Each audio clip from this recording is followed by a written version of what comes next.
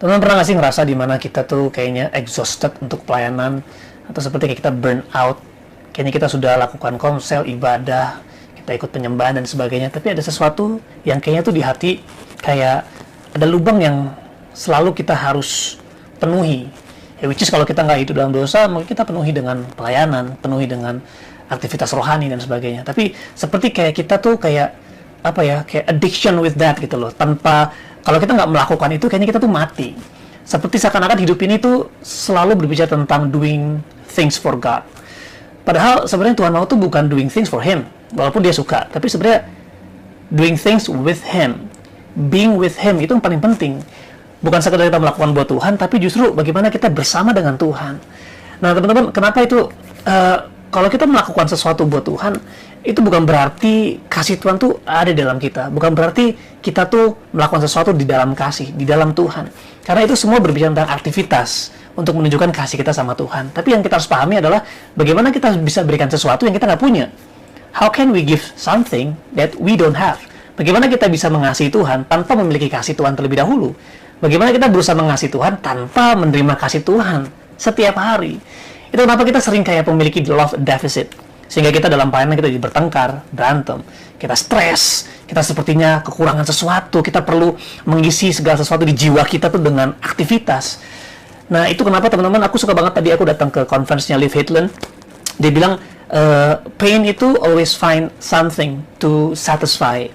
Kalau kita punya luka, kita punya lubang dalam jiwa kita, kita tuh selalu berusaha untuk bisa memenuhinya. Dan kita pikir waktu kita terima Tuhan, waduh, kita terima gemeter-gemeter Roh Kudus, kita menerima kasih Tuhan pada satu momen tuh KKR.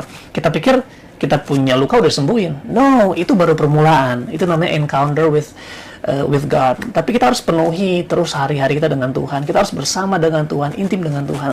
Aku suka banget dia bilang, Efesus 3 ayat 19 dia bilang gini, may you experience the love of Christ. Dia bilang, semoga kita dipenuhi atau mengalami kasih Kristus, walaupun terlalu besar untuk dimengerti. Tetapi dia bilang, kalau kita bisa mengalami kasih Tuhan, then you will be made complete.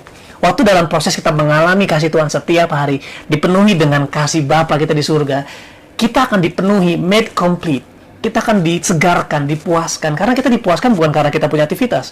Kita dipuaskan hanya karena His affection, His pleasure, His voice to us. Waktu dia bilang, you are my beloved son. Maka kita harus punya cara pandang sama Tuhan itu yang benar. Because the God that we serve looks like Jesus. Nah pertanyaan sekarang, Tuhan yang kita sembah mirip kayak apa? Tuhan yang kurang identitas, Tuhan yang pemarah, Tuhan yang pelit, Tuhan yang kayak, oh come on worship me, I need to be worship. Walaupun Tuhan senang disembah, tapi yang Tuhan senang adalah bagaimana kita bisa get along, kita bisa being with Him sebagai Bapa dan anak. Kalau kita bisa mulai dari kasih Tuhan, makanya setiap aktivitas kita itu dimulai dari rest. We work from rest, not for rest.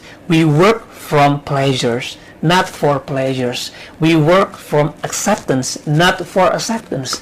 Maka teman-teman, kita harus keluar dari zona ini. Makanya kita harus punya hubungan sama Tuhan intim setiap hari, driven by His presence, driven by His love, supaya kasih kita dipenuhi. Karena bagaimana kita melihat Tuhan, itu akan membuat kita mampu melihat sekeliling kita dengan cara pandangnya Tuhan. Aku suka tadi Liv bilang gini, who He is to you will become who He is through you. Jadi, siapa Tuhan buat kita akan menjadi siapa Tuhan melalui kita. Kalau kita memandang Tuhan as angry God, makanya yang keluar dari kita adalah angry God juga. Kalau yang keluar dari kita adalah intimidating God, makanya kita menjadi orang yang intimidating. Because who is God to you will become who is God through you. So, aku hanya encourage bahwa, come on, stick with God, being with God, I really encourage you untuk live with God. Hidup dengan kasihnya. Okay, God bless you, good night.